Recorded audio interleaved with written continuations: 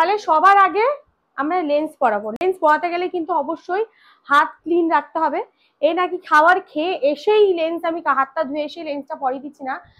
খাওয়ার পর হাতটাকে ভালো করে ওয়াশ করবে, দুবার ওয়াশ করার পর ওয়াইপস দিয়ে হাতটাকে ক্লিন করবে।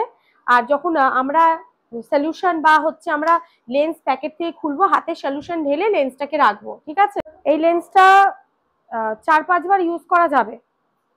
ইউজ অ্যান্ড থ্রো লেন্স কিন্তু 4-5 বার ইউজ করা যায় সেলফ, কিন্তু অনেক কারুর ক্ষেত্রে মানে যদি অন্য নানান রকম মানুষের ওপর ইউজ করো তাহলে কিন্তু একবারে বেশি করতে পারবে না।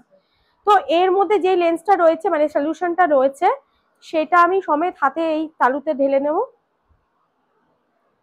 আর লেন্সটাকে ভালো করে ধুয়ে টিস্যুতে হাতটা পুছে ভালো করে ঝেড়ে নেব। ঝেড়ে নেওয়ার পর একটু এদিকে আসো।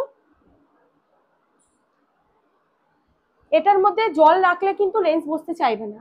একে সবসময় সলিউশন মুক্ত করে রাখবো, মানে ঝেড়ে দেব, ঠিক আছে? এ নাকি ড্রাই করে দেবো, তা ওরকম করলে হবে না। হ্যাঁ, ওপরটা টেনে ধরবো, নিচেরটা টেনে ধরবো চোখে।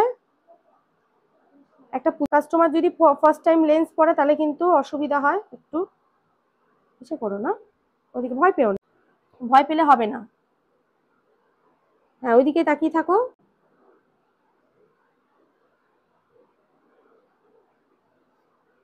আমার আঙুলের দিকে দেখো, দেখো দেখো চোখে কি সুন্দর সেট হয়ে গেছে।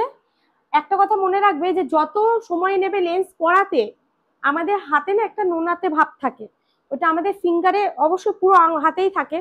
সেটা যতক্ষণ আমরা লেন্সটাকে ধরে রাখবো সেটা মেল্ট হতে থাকবে ওর সাথে। আর যত তাড়াতাড়ি লেন্স পরিয়ে পসিবল করে দেবো তাহলে কি হবে, চোখটা কম জ্বলবে, জল কম আসবে, ঠিক আছে?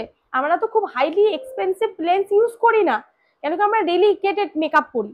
আর ডেলি তো আমরা 4-5 হাজার টাকার দামে লেন্স ইউজ করতে পারি না। যত দামি লেন্স হবে তত চোখে জ্বলা কম হয়।